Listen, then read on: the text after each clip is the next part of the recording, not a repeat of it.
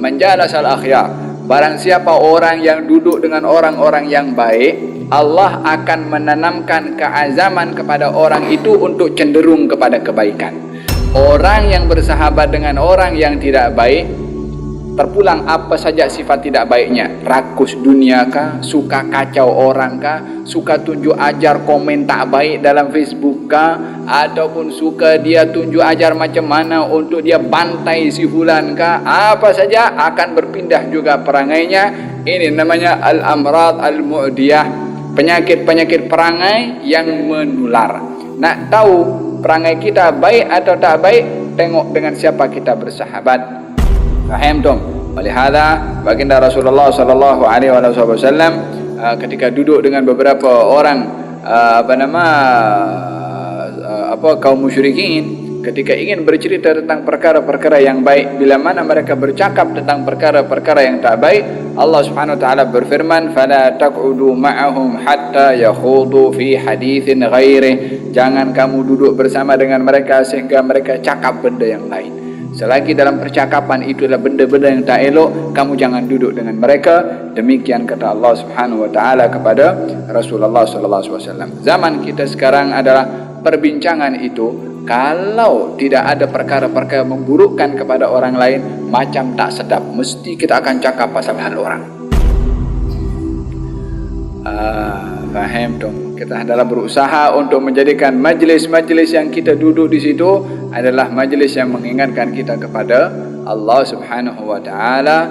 Gal wasiat Luqman al-Hakim kepada anaknya, "Wahai anakku, duduklah dengan ulama dan bersamalah dengan para hukama, ahli-ahli hikmah. Sesungguhnya Allah akan menghidupkan hati seseorang dengan cahaya ilmu, seperti mana Allah Subhanahu wa taala akan menghidupkan bumi ini dengan turunnya hujan." Kita selalu diperdengarkan tentang satu hadis Nabi SAW berkenaan dengan orang yang duduk dengan orang yang baik. Orang duduk dengan orang yang baik. Humul qaumul ladzi la yashqa bihim jalisuhum. Mereka orang yang duduk bersama dengan orang yang baik tidak akan dihampakan oleh Allah Subhanahu wa taala. Duduk saja dengan orang yang baik tidak dihampakan oleh Allah, akan dapat berkat yang didapat oleh orang yang baik walaupun dia orang tak baik. Ini hadis Nabi sallallahu alaihi wasallam yang tidak bercakap kecuali wahyu dari Allah Subhanahu wa taala, yang tidak bercakap kecuali benar, dan tidak ada yang lebih benar perkataan manusia lebih benar daripada Rasulullah yang menuntut percakapan yang benar ini mempercayai daripada kita, kepercayaan kita kepada percakapan Rasulullah sallallahu alaihi wasallam. Di hadis tadi dikatakan malaikat itu kembali kepada Allah, ditanya oleh Allah, "Bagaimana kamu tinggalkan hambaku?" Dijawab, "Mereka sedang berzikir kepadamu wahai Allah." Kemudian Allah berfirman, "Wahai malaikat, semua yang duduk tu dalam majlis zikir, majlis ilmu, aku ampunkan semuanya." Malaikat berkata, "Ya Allah, di situ ada orang datang ke majlis itu, majlis baik, majlis ilmu, majlis zikir. Dia orang ini banyak dosa. Datang ke majlis bukan karena nak hadir majlis saja, kot mungkin tengok ramai-ramai ke atau yakni walhasil datang ke majlis bukan kerana untuk hadir majlis. Apa sebabnya? Allahu alam. Sebab dunia ke, sebab nak jumpa dengan orang ke, sebab fudul ke, nak tengok apa dalam tempat itu ke, walhasil sebabnya bukan lillahi ta'ala, bukan kerana Allah Subhanahu wa taala. Datang bukan sebab majlis. Adakah diampunkan juga wahai Allah seperti mana yang lain datang kerana majlis?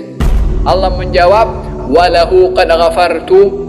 Dia pun ku ampunkan. Pasal apa diampunkan ya Allah? Humul qaumul ladzi la yashqa bihim jalisuhum. Sebab mereka orang-orang yang ku ampunkan tu, mereka yang duduk, yang hadir kerana untuk majlis itu adalah orang-orang yang tak akan binasa, yang tak akan hina, yang tak akan hampa orang lain duduk dengan mereka walaupun niatnya tak baik. Ini duduknya saja, apalagi bersahabat, apalagi dia akrab.